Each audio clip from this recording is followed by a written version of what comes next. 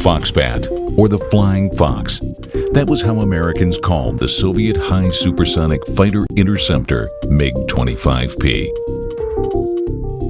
September 6, 1976. On a far eastern airfield, Chugufta, routine flights were taking place. The usual rhythm of the day was interrupted by the news that MiG-25, piloted by the senior lieutenant Belenko, had disappeared from the radar screens. The plane started to send continuous disaster signals, which soon had stopped. It meant that the plane had crashed. Chiefs of the 586 Air Defense Regiment immediately ordered to start the search. The pilot had supposedly catapulted and the plane crashed.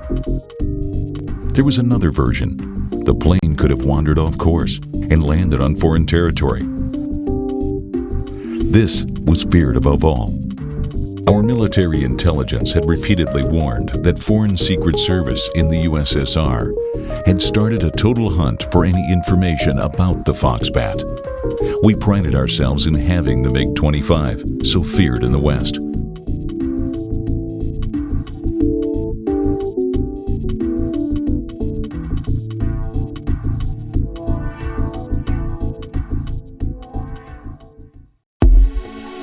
In 1976, no country in the world had a fighter plane comparable with our MiG-25. U.S. Defense Minister James Schlesinger stated, "The Soviet fighter is such a menacing weapon that its serial production would entail drastic changes in Western armament and strategies." The same year, CIA managed to obtain fragmented information about the plane's navigational system. They knew the Soviet Union already had 400 such machines. That the plane would get into the hands of American military experts was inadmissible.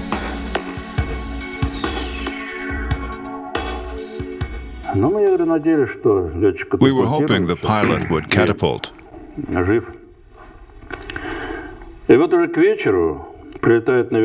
By the evening, the helicopter brought Chief of Radio Radar Troops, General Major Ivan Dobrovolsky, Member of the Military Board, General Major of Aviation, Lieutenant, and Head of the Political Department of that unit, Colonel Yuzhakov. Dobrovolsky said, "Forget the search, Commander. We need to talk in private." I said, "Of course." Sibizov and Dobrovolsky spread the map of the radar station's taggings. "Here's the tagging," the general said. "He is abroad in Japan." Sibizov said that maybe the plane had wandered off course, but soon what was guesswork became a fact. At 1352, 300 meters above the civil airport, Hakodate, a most exotic twin-fin plane appeared, which did not resemble an airliner, even after a liter of sake. The plane was intending to land, but the strip was occupied by the Boeing taking off. To avoid collision, the pilot abruptly touched down and basically dug into the concrete. In spite of the released brake parachute, the plane overshot the end of the runway and stopped. The pilot got out of the cockpit, some trying to take pictures, but the pilot shot into the air. People hid their cameras, then the police arrived. All flights at the airport were canceled for 5 hours. In order to conceal the plane's state identity, it was covered up and dragged off the strip. But an airport is not a military base. A rumor about a Soviet military plane walked fast.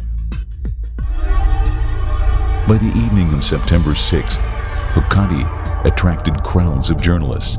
They did not waste time. Soon, the photos made the front pages of the world press. Press Department of the Ministry of Foreign Affairs has held a press conference today on account of forced landing of the Soviet military plane in Japan. Belenko's mother and his wife told about the pilot's life in the Soviet Union. They denied insinuations that Belenko allegedly sought refuge in the USA and said they wanted him back. Friends, colleagues, everybody was sure it was an unforeseen incident. The plane had simply lost direction. It was an emergency landing, and now he was kept by force in Japan. It was the only explanation. The Soviet authorities started an operation to get Belenko back. Japan was in a predicament. The incident could aggravate their tense relations with Moscow. After Japan capitulated in 1945, no peace treaty was signed between Russia and Japan. Japan claimed a number of islands, but the Soviet Union ignored this claim, protecting its borders. Japan realized that the situation was tricky, but were in no hurry to return the pilot or the plane. Japan was buying time. Representatives of the USSR and the USA in Japan started a mutually exclusive, intense activity. The Soviet Union wanted the plane back. America wanted it in Japan for as long as possible. Japan was looking for legal loopholes to detain the plane. An original reason was found: the violation of the national borders and illegal import of explosives. Thus, Belenko was dubbed something between a spy and a terrorist, the plane itself, MiG-25, being a piece of evidence in the criminal case.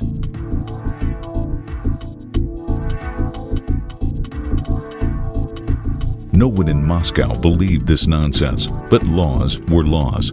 The plane stayed in Japan.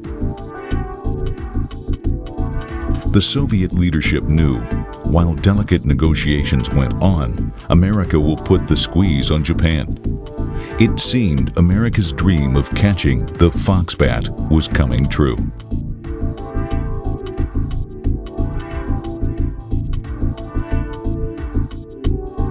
Unwritten rules of the Cold War implied a non-stop arms race. The strongest arguments in the 1950s being strategic bombers, carriers of nuclear weapons. Yet their velocity up to 1,000 kilometers and their altitude up to 15 kilometers was not enough to burn through enemy's air defense. Thus, both in USA and USSR, a real revolution was made in aircraft engineering. Machines appeared with velocities up to 3,000 kilometers per hour, 3 times as fast as the speed of sound. The altitude, it was breathtaking, over 20,000 meters above the ground. Every country did their homework, and no cribbing. December 23, 1957, North American company began to develop a supersonic bomber, B-70 Valkyrie. The name of the project was chosen as a result of a competition announced among USA Air Force staff. The scale and the cost of the project were immense. The Valkyrie cost 14 million human hours and $1.5 billion. The Valkyrie was to become the main means of attacking the USSR. It could cross the ocean and drop a 10-megaton thermonuclear bomb on the Soviet Union.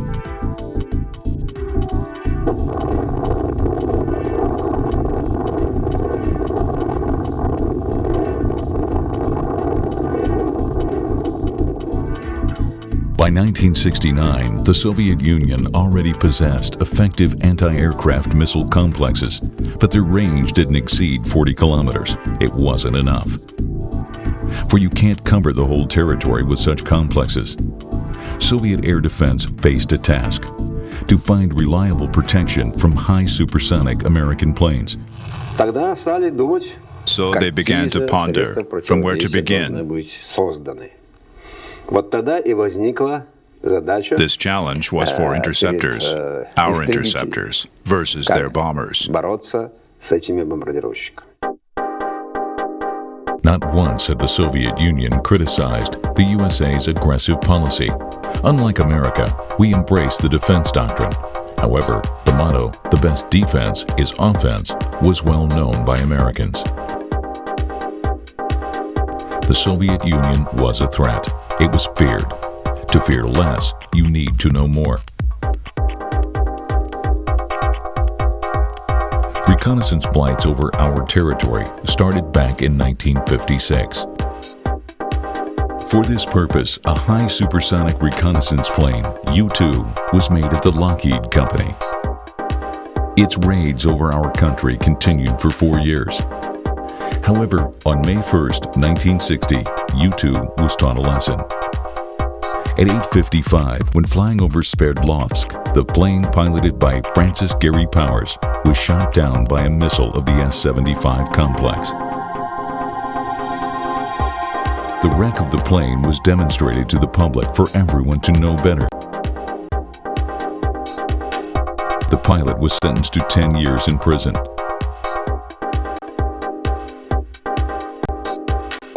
After the incident with Powers, Khrushchev laid trust in missiles. And it's not true he was the only believer in missiles. U.S. Secretary of Defense Robert McNamara also decided that supersonic heavy bombers were useless. A missile was practically invulnerable and a lot cheaper. Successful trials of intercontinental ballistic missiles, Atlas and Titan, signed a death sentence to Valkyrie, which remained but an experiment. Sergeant Frank Saylor, the name-giving winner, was awarded $500 and a 3-day trip to Hollywood.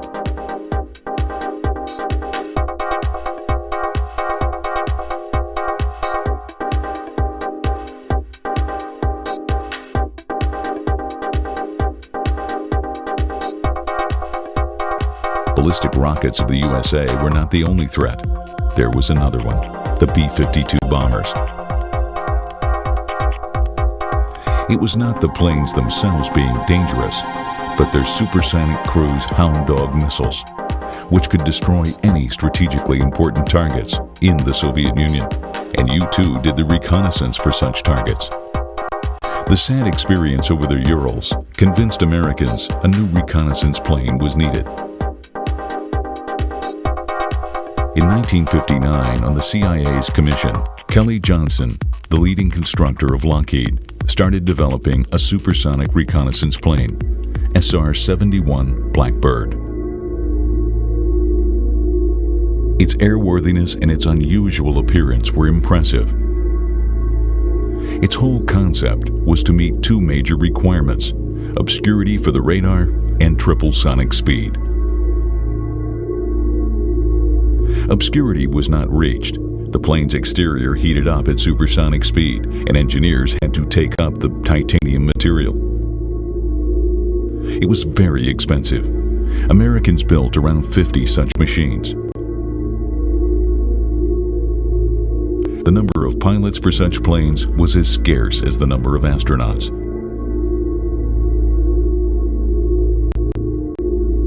Information about the Blackbird was leaked into the Soviet Union in 1960. The analysis of the USA's offensive potential finally convinced the Soviet leadership in the necessity to retaliate. In February 1962, a governmental resolution was passed to create a high supersonic plane in two versions, an interceptor and a scout plane. Arten Mikoyan was in charge of the project. As a result, the MiG-25 appeared, an unprecedented machine. Unlike the Blackbird, MiG was cheaper and a lot easier to operate. During the years of serial production, our country built 1,112 such planes. Did America need such a machine? Their strategy was to attack. Maybe they didn't need it. They were pretty sure they wouldn't need such a machine. I think our general staff knew very well that America didn't have a plane like this. The Soviet Union accused Japan of fabricating lies, but MiG-25 was still being kept as a piece of evidence. It became known that Belenko was in jail. Soon a trial was held, where he was charged of breaking 4 articles of the laws of Japan. The fact convinced the Soviet Union even more that Belenko was just a victim.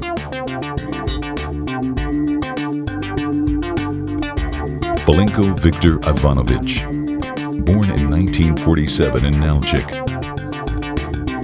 graduated from Armavir Air Force Academy, served as an instructor pilot at Stavropol Aviation School. On personal request, was transferred to the Far East. Russian, a communist, senior lieutenant, senior pilot, deputy commissar of a squadron, married with a son.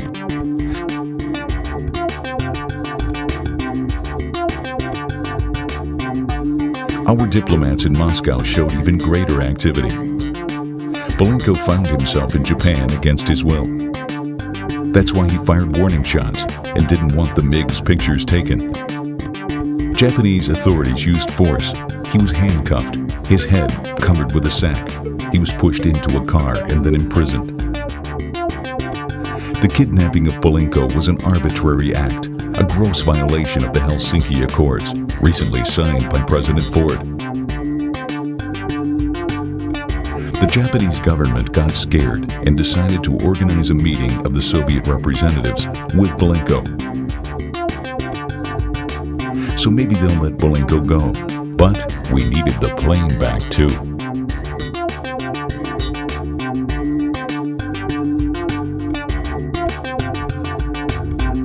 Soviet representatives came to the Hakodate airport and said that they were commissioned with MiG's delivery back to the USSR.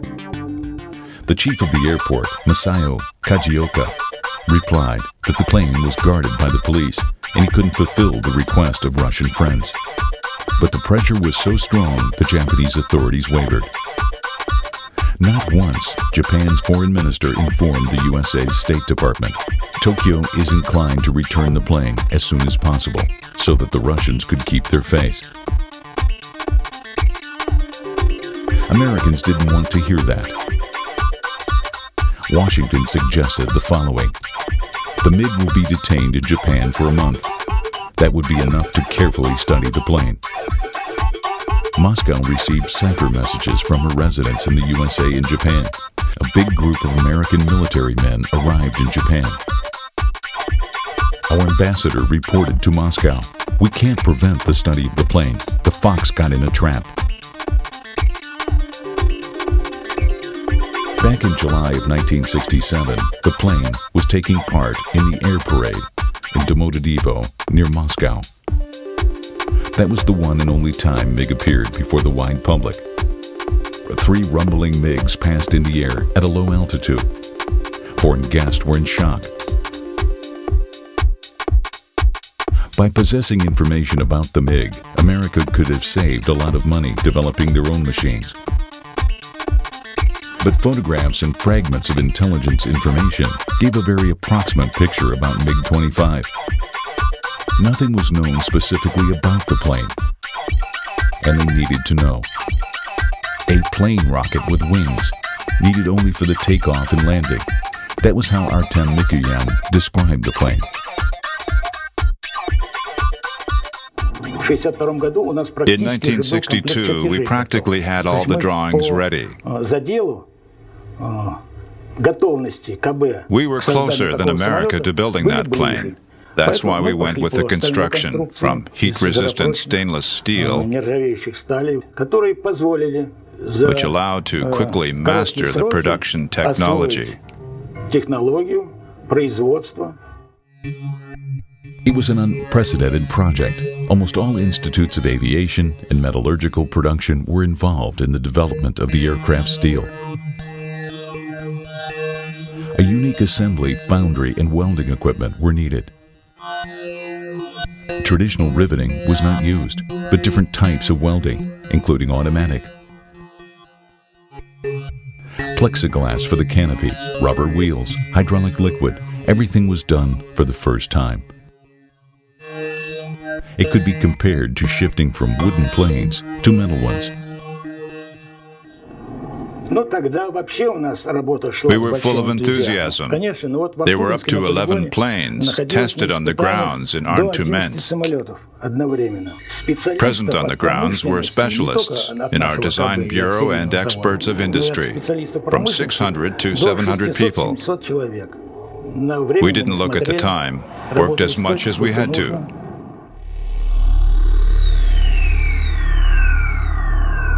They wanted to fly the highest and the fastest. To be ahead of America became literally possible. Achievements followed one after the other. The plane was dubbed Liquor Store, for it contained 240 liters of spirit and water mixture for cooling the aggregates of the plane. It is more than 600 bottles of vodka. The worried wives of the technical staff sent a letter to Comrade Mikoyan with a request to substitute this disgusting booze with something undrinkable. Mikoyan said that spirit had to be prohibited in the AF, for it would become a serious problem, that it would rouse censure on the part of Defense Ministry leadership, and he ordered to look for an alternative. I will not be giving any names here, but one leading engineer played a trick with tubes rupture. They filled a tube with water and put it into the fridge, and they showed the ruptured tube to Mikoyan. Later, he learned about the trick and said, "We made a right decision anyway." That was how we insisted on the spirit and water mixture. As for Mikoyan, he loved jokes. There's a telltale circulating among aviators how Mikoyan remarked to the worried wives, "If the motherland wants it, the plane will be fueled with Armenian cognac."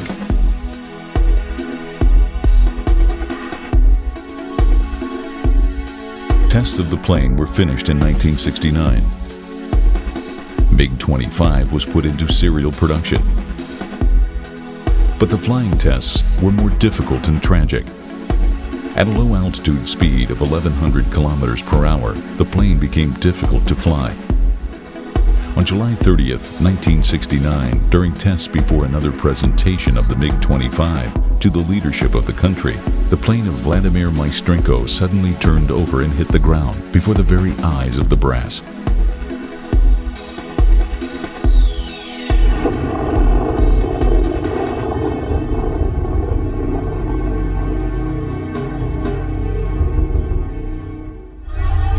These mysterious accidents meant the project had to be wrapped up. But the test pilot, Oleg Gudkov, found the cause of the accidents.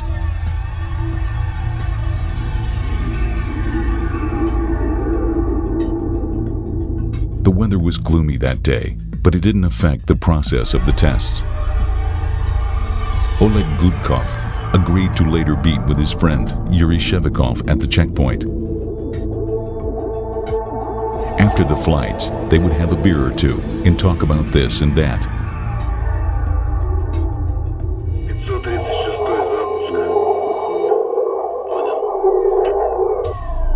At 11:50, Gudkov's plane took off. The main part of the program fulfilled, he failed to send the machine into critical phase. He had enough time and fuel left, so he tried to make another go. 15 minutes was left before meeting with his friend on the ground. From the very start, during the critical phase, N536 was thrown into spinning. That's all we heard from him.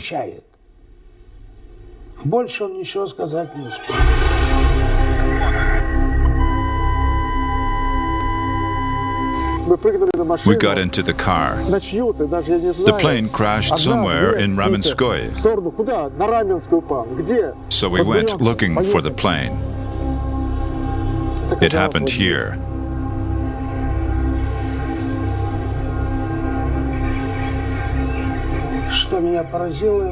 All along the distance, between Fabrichnaya station and up to Grashnoy Zimnya works, MiG-25's parts were scattered about. It had gone into smithereens, like a meteor. Oleg was in a difficult situation. He was approaching the town of Ramenskoy.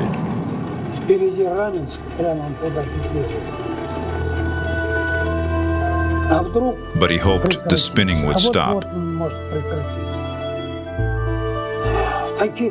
Such moments seem to be long, like eternity.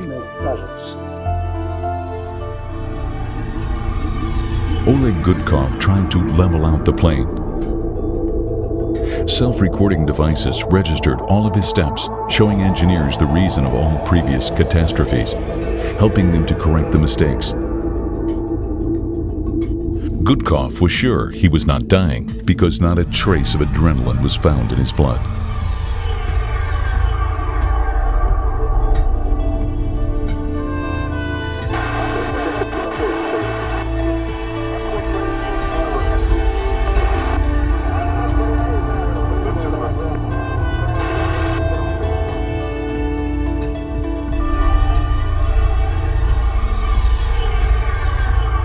A dear price was paid to get that MiG-25.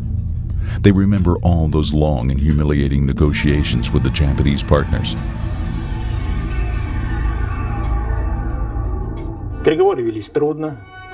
Three times on end, we were going to stop negotiations and fly away, meaning to discontinue the negotiations because they didn't want to give the plane away, because their conditions were such we couldn't accept. At last, a meeting with the Soviet pilot was allowed. It took place in a special room. The first to come there was the first secretary of the Soviet embassy in Japan. Two Japanese guards watched him closely. Then Belenko was brought in by another two guards. He was dropping his gaze and didn't even greet the diplomat. Both men sat across from each other at far ends of a 20-meter-long table. There was no chance to look at the pilot closely, and maybe it wasn't Belenko at all. Nevertheless, the diplomat spoke up. "I represent the Soviet embassy here. Your comrades asked to tell you that they are worried about you. The Soviet government doesn't blame you for anything. We know that it was a forced landing because you had lost direction. I'm here to help you to return home, to your family, your close ones." Belenko, if it was Belenko, interrupted the diplomat. He rose to his feet and muttered, "I came to Japan on my own wish. I'm seeking political asylum in the USA. So spare me all these slogans of yours." Moscow qualified this interview as a farce. Izvestia daily wrote, "Obviously the pilot wasn't inadequate, maybe sedated by some drugs."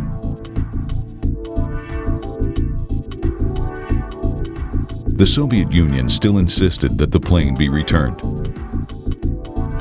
As a result, Prime Minister Takeo Miki issued a communique on September 27th.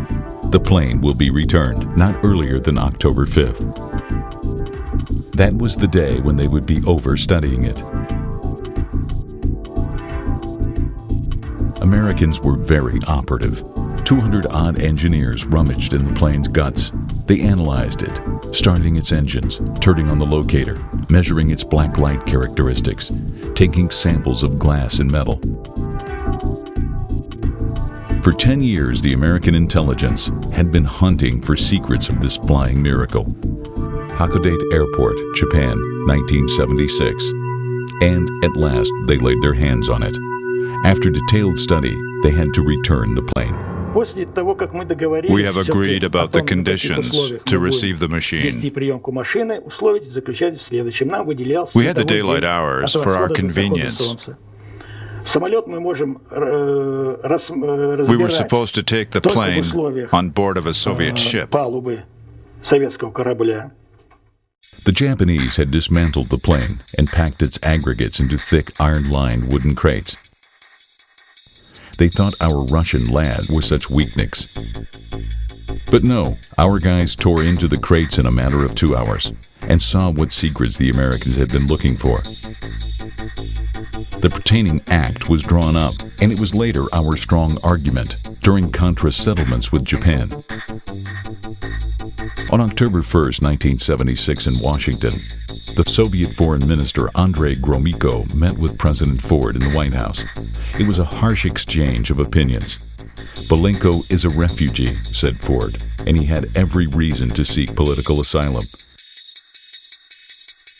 We will gladly provide him with convenient life here.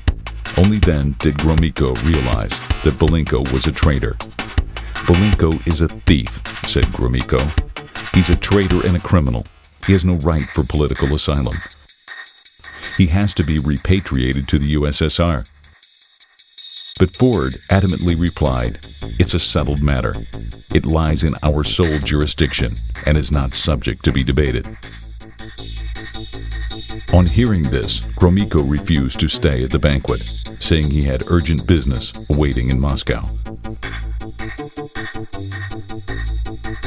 It was a very bitter experience.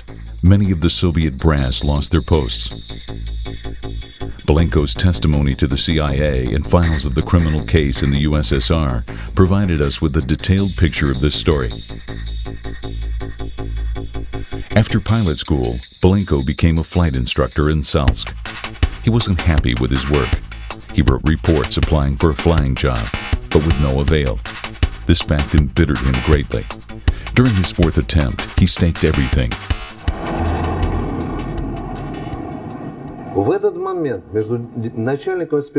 He had allowed confrontation with head of the flight school. He suddenly was a fountain of blackmailing, saying, "General, if you don't put me up with the MiG-25 combat unit, I'll tell them how you guys use coolant for booze. Pretending to be such straight people, I'll tell them you make me graduate pilots who are in fact unready. I'll tell them how you fabricate flight logs."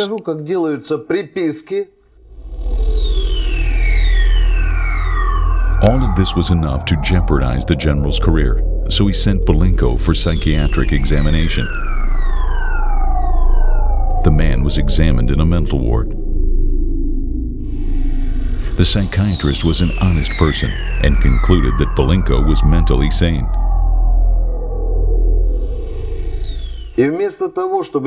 So nobody did any guesswork. Nobody tried to find reason with Belenko. Very soon, Belenko volunteered to be transferred to the Far East as MiG-25's pilot. It means he hit the mark. Everything went according to his plan. No one understood why Belenko chose to live in that hole. Chiguvska Garrison, Far East, 1976. His wife took life in Chiguvska as banishment. She wanted a divorce, to go away with her son. Belenko ignored his wife's nagging. He had his own plans, waiting for his chance.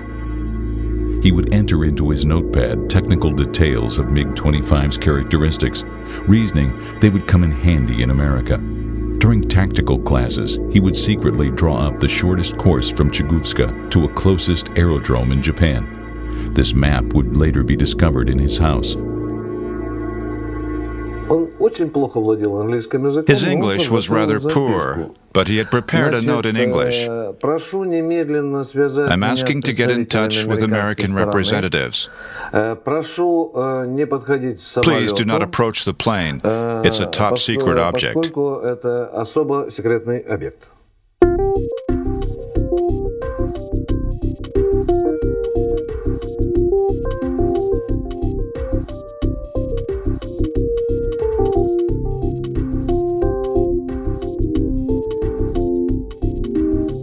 At a high altitude, he turned on the afterburner, economizing fuel. And instead of flying back to Chiguvska, he took the course due southeast. From an 8,000-meter altitude, he dove his plane to a 1-kilometer level, and then to a treetop level, not to be spotted by radars. Then he pressed the red button. It was a disaster signal, which he soon turned off. He wanted to produce the impression his plane had crashed. That was why the search party was looking for the plane. Low-altitude radars were turned off. That was why he wasn't detected on low altitude. But he was spotted when he was flying over the sea. Belenko handed his note to a Japanese intelligence officer. The officer asked him, "Have you lost direction?" "No, I came here intentionally. I request asylum in the USA. Get me in touch with American representatives." Belenko was brought to a hotel. He had covered his head with his jacket, to a great disappointment of the reporters. And he could only see what was going on under his feet. Japanese and American intelligence feared our special services will kill Belenko, so they prepared an intricate plan for his transportation. Several identical jeeps coming from different directions reached the crossroads, swapped places. Now it was not clear in which of the cars Belenko was. After Belenko's interview with the Soviet diplomat, makeup specialist changed his appearance, and he was then brought to the airport. He was greeted there by a beaming CIA officer who said, "You will be all right. You are a hero. America is proud of you." Belenko then proceeded into the plane, where a whole compartment was prepared for him. They gave him a bottle of Russian vodka. He took a swig and said, self-complacently, "I'm ready to answer all your questions." Most powerful political levels were used to get Belenko back to the USSR. A good deal of venom flowed back and forth. Our organs wanted to exchange Belenko for an American agent, and they tried to influence American senators. Senators received most lavish presents. A couple of grateful senators said that Belenko should be returned to the USSR immediately. And it was not only presents, we were even ready to go to strategic compromises. But to no avail, Belenko wrote an official letter to the American government requesting asylum.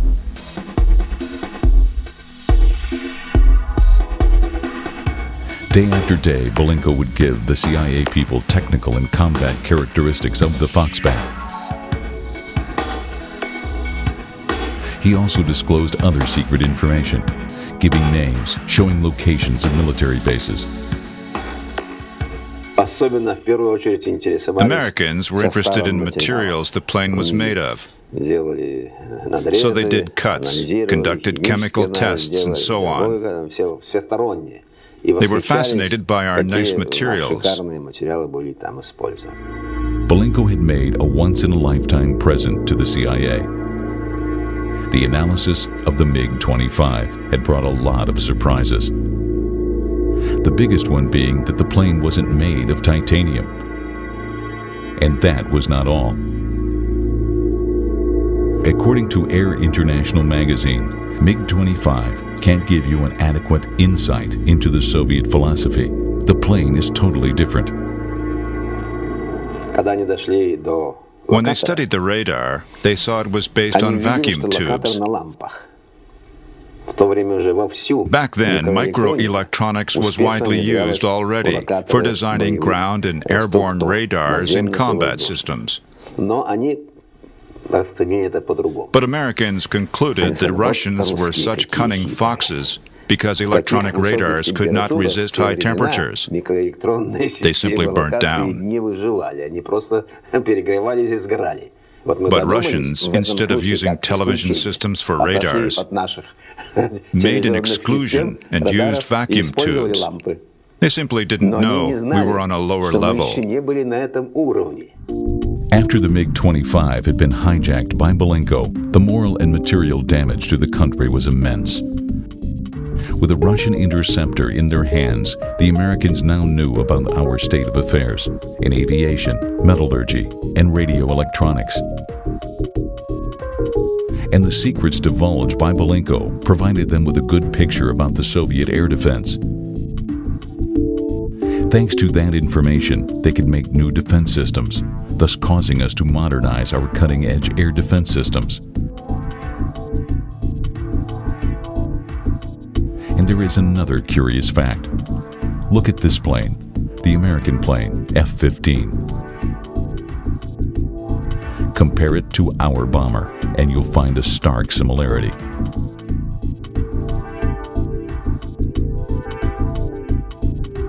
Belenko was interrogated every day for 6 months on end and was drained of all information he could provide. What should be done to him further? So he was provided with a new identity and new documents. A cash fund was formed for him, which was not so lavish though. No one needed Belenko anymore. He stopped being fashionable. He was just a sore in the eye now. But the name of pilot Gudkov was not erased from our memory.